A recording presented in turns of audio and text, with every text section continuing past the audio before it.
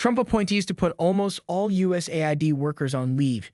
Nearly the entire global workforce of the main American aid agency, known as U.S.A.I.D, will be put on leave by the end of Friday, according to an official memo the agency posted online Tuesday night. The notice said only a small subset of designated personnel responsible for mission-critical functions, core leadership, and specially designated programs would be exempt. Employees designated as direct hires will be put on paid leave, and those posted abroad will be expected to return to the United States within 30 days, the notice said, adding that the agency would arrange and pay for return travel. Contractors will be laid off if they are not deemed essential. The notice was posted on the agency's website, which had been dark since Saturday.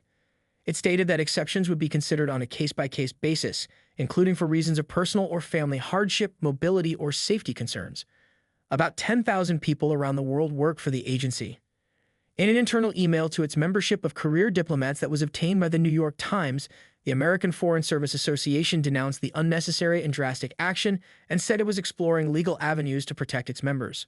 Lawmakers, aides, and some aid agency employees say that it appears the Trump administration plans to dismantle U.S.A.I.D and put it under the State Department, run by Secretary of State Marco Rubio.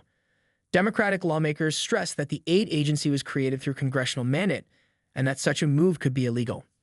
The public notice came just hours after about 1,400 U.S.-based staff members were informed that they had been put on indefinite administrative leave effective immediately, according to two people with knowledge of the order. About 100 senior staff members had already been put on administrative leave, while several hundred contractors had been let go through stop work orders. Pete Morocco, the divisive State Department official put in charge of the aid agency's day-to-day operations, said the leave for those 1,400 employees would remain in place until they were otherwise notified, according to a copy of the note that was viewed by the Times. The Tuesday night announcement sent ripples of anxiety around the globe as employees of the agency, the United States Agency for International Development, scrambled to understand the scope of the mandate and begin figuring out how they would uproot themselves and their families.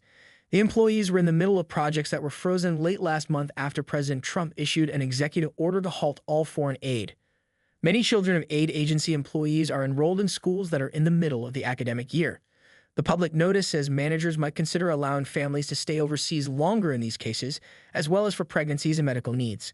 The American government has not recently undertaken such a large effort to move thousands of employees and their family members back to the United States from abroad, and the cost of the operation would be enormous.